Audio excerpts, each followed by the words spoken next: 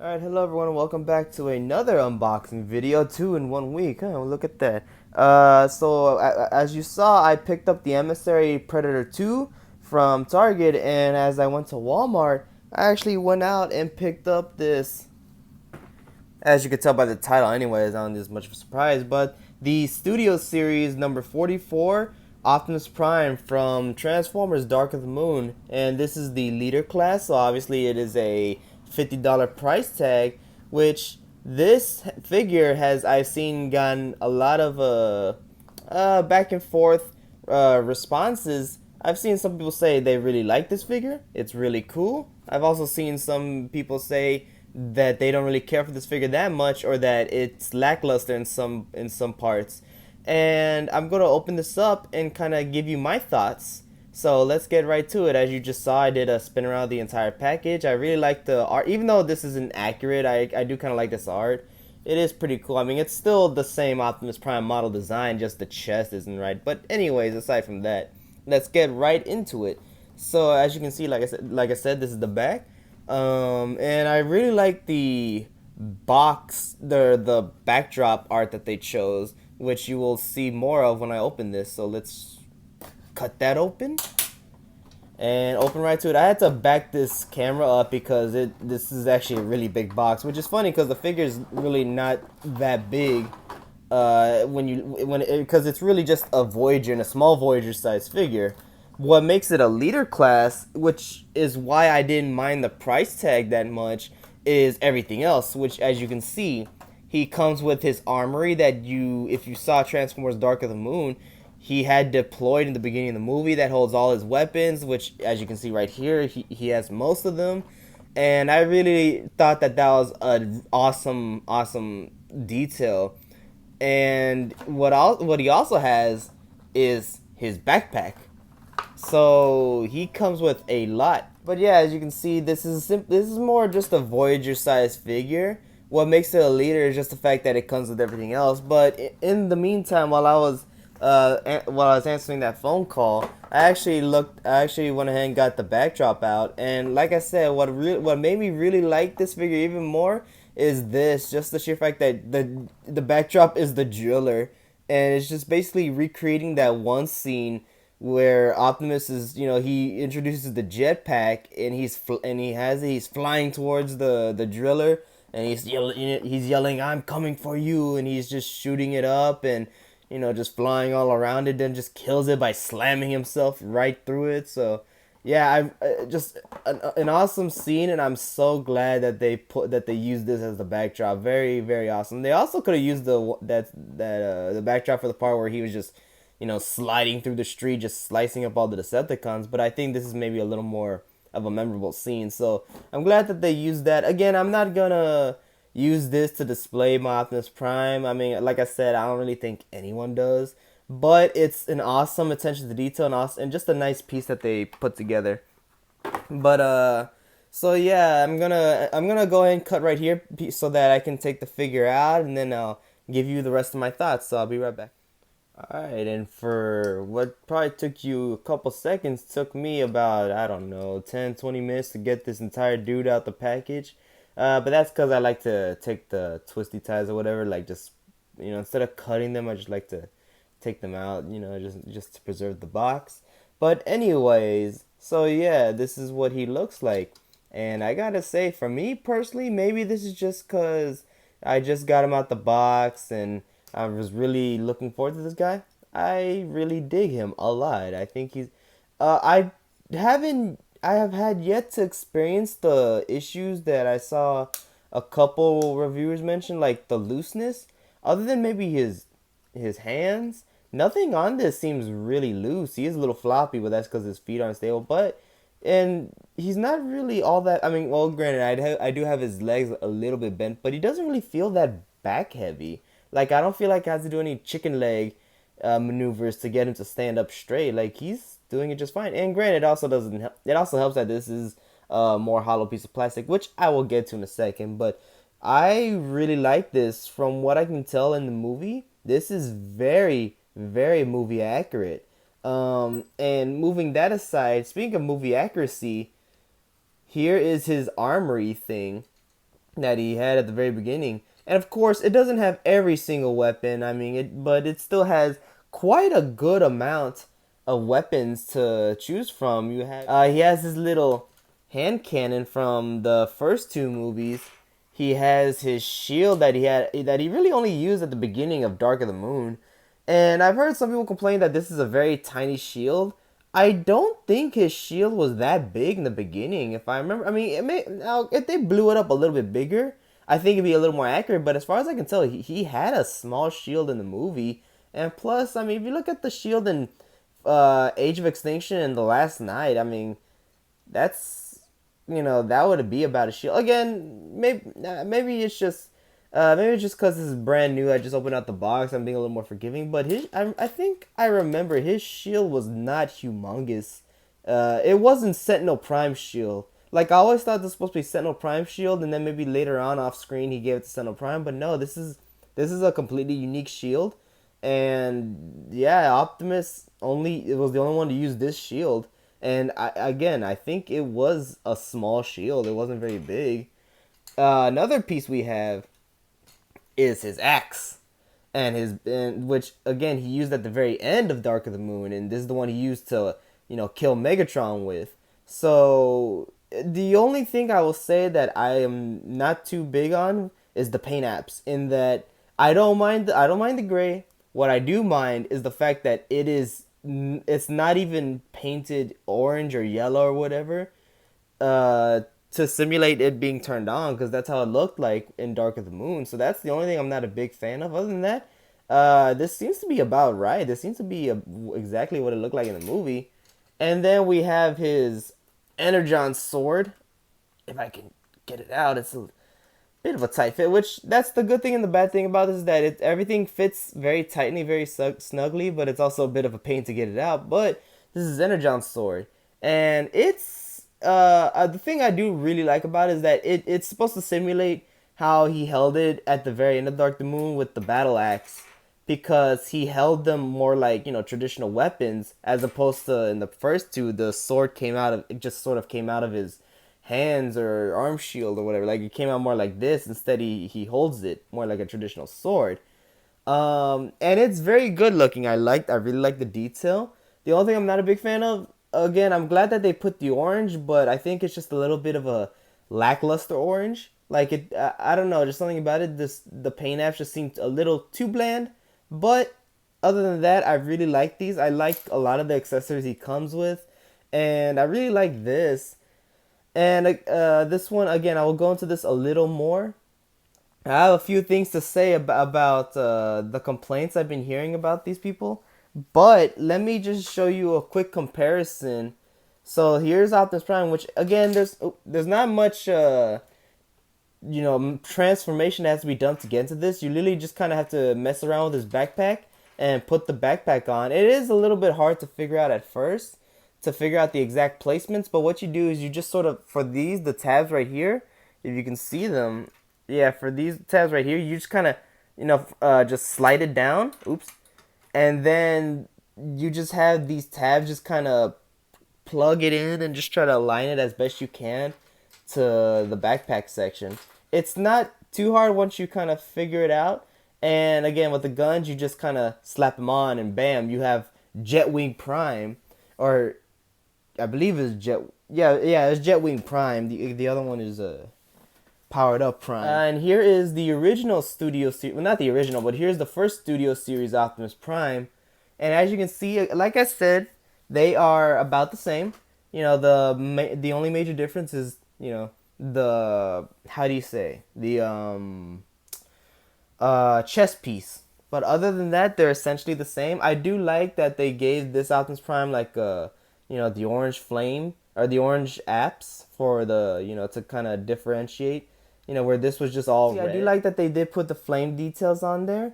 Other than that, like I said, this is about the same Optimus Prime figure. Nothing too different that I can tell right off the bat. But to show you the comparisons, like as you can see, I have his blades on, and here's the right blade, and I'll just switch it around. So here's what the blades look like to give you an idea. So this is more translucent, the bottom one, and this one is the new one, which again is painted. And for the most part, they look fairly identical. It's just like the hilts or whatever, where they come from is different. But even then, I mean, the texture, the detail, it's all there. This came from the very first Studio Series Optimus Prime. This is the one with the big chest box looking thing.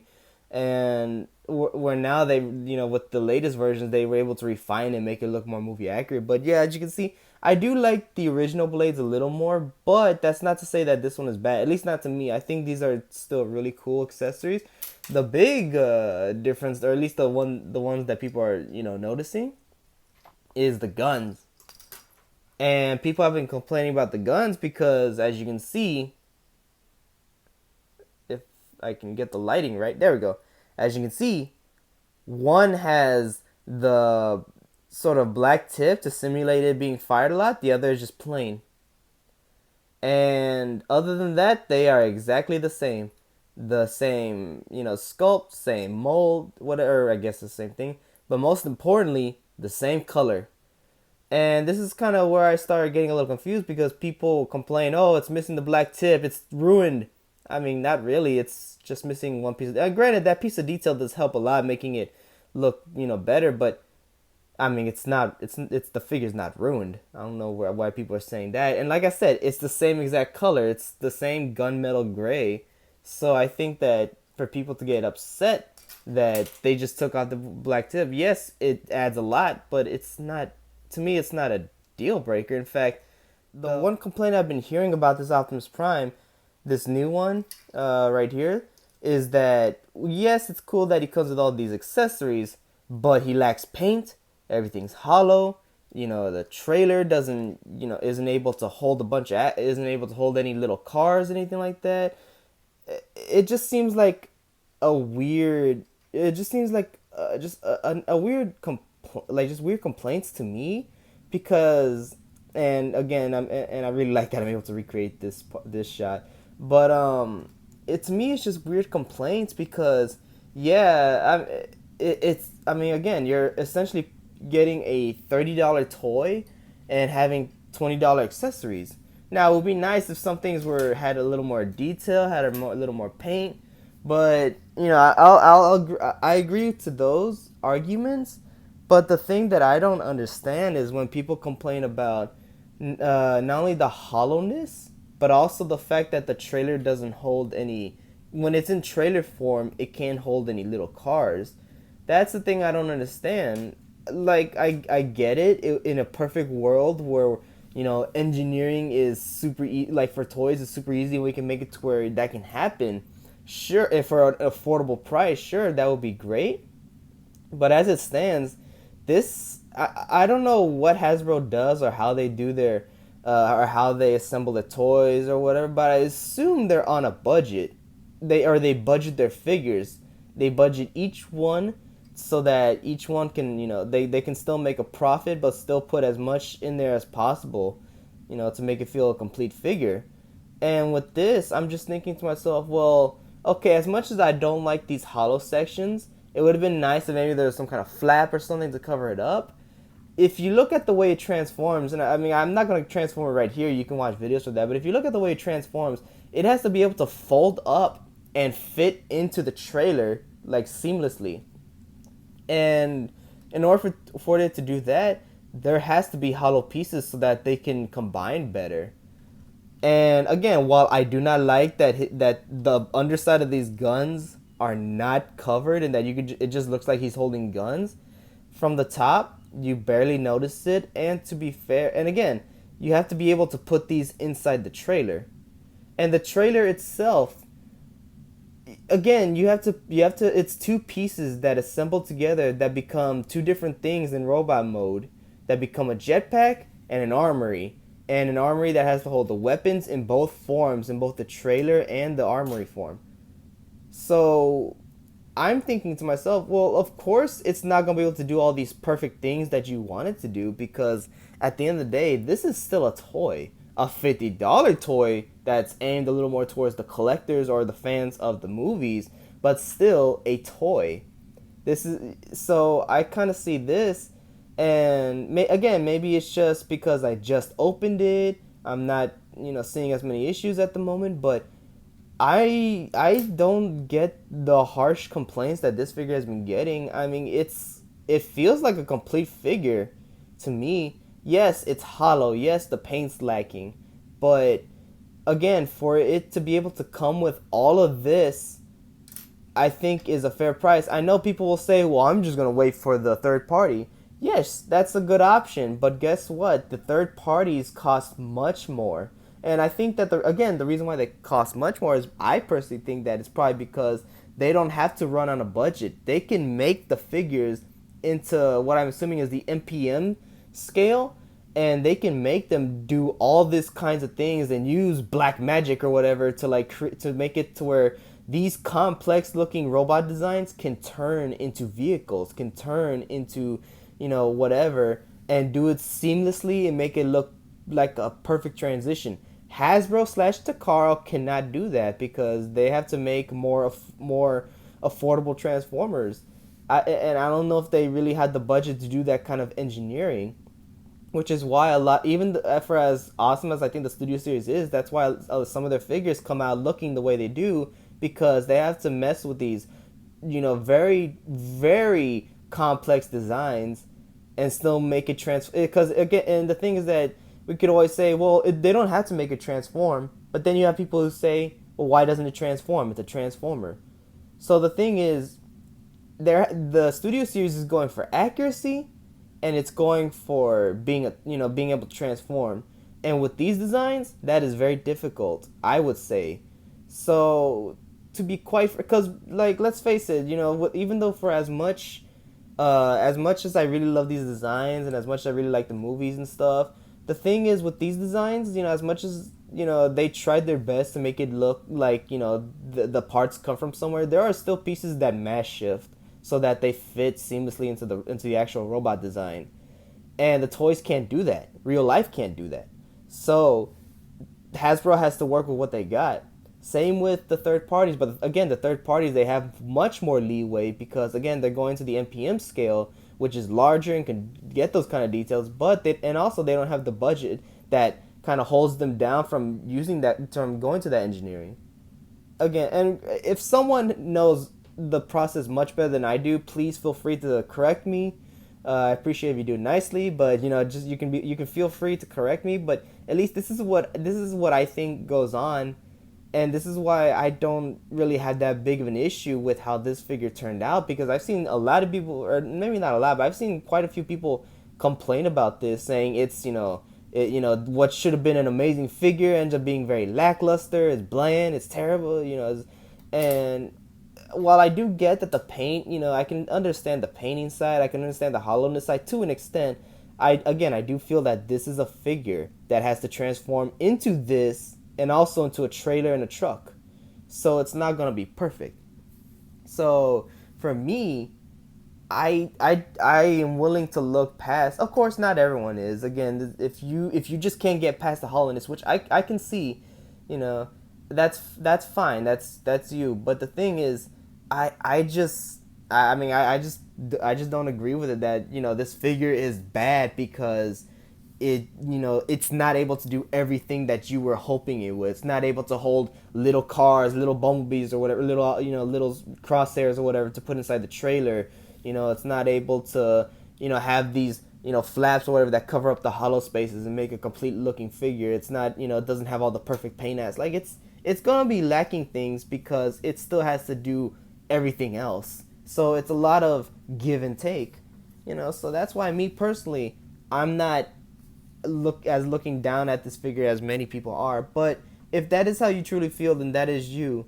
And another thing I want to point out is, and speaking of paint detail, I actually do have the I believe Buster Prime, the gun from Buster Prime, and I mean even this, if you look, it's very plain in paint, and this comes from the Jetwing Prime from Takara. So this was about, I want to say $100, maybe $200 action figure, and even here the paint app is not perfect. It's very bland. In fact, let me get the Takara Jetwing Prime out if I can. There, as you can see, Big guy, massive Optimus Prime. It's the leader class one from Revenge of the Fallen. A great Optimus Prime. I love this thing. But as you can see, the paint apps, other than the silver wings, are plain. They're boring. It's just a simple gunmetal gray, simple, just flat gray, with just some with reds and just the basics of basic paint apps. Yet this thing cost over $100, and I remember this. And it's a little dusty. Forgive me, I haven't dusted this thing in a long time, but and it's been sitting up on my shelf. But and again, look, even like right here, these are supposed to be the headlights, and yet they're supposed to be painted blue, but they're red. So again, and it's not movie accurate either. I mean, it's awesome. It's still an amazing action figure. Don't get me wrong, but I mean, if you look at this, I mean, it's even for this being $100-$200 figure, and it's by Takara, who are known from giving the Hasbro versions better paint apps. It's still not perfect, But if memory calls, people love that action figure a lot. They love that Optimus Prime a lot, So I don't know why people are feeling so down towards this figure, feeling so hated towards this, or feel like they dislike this figure a lot, but I don't know. Just me personally, my initial reaction are I really like this a lot. It's very accurate to the movie. It looks like how Optimus did in the movie, even down to like the jet wing itself, like the backpack looks very good despite the hollowness. I mean, I guess it would be nice if maybe the back side was hollow and the front side was hollow. That way you didn't notice it that much. But again, I think this is supposed to be kind of maybe a figure that you see from a certain angle, because that's how you saw him in the movie. You only saw him from certain angles that recreated action shots or whatnot. So I don't know. Me personally, I know this is a long rant. I know it's gonna be a very long video, but I kind of had this in mind when I kind of had this rant going on in mind, because I remember seeing some reviews for this and people being very negative towards it, and quite frankly, I just don't really get it.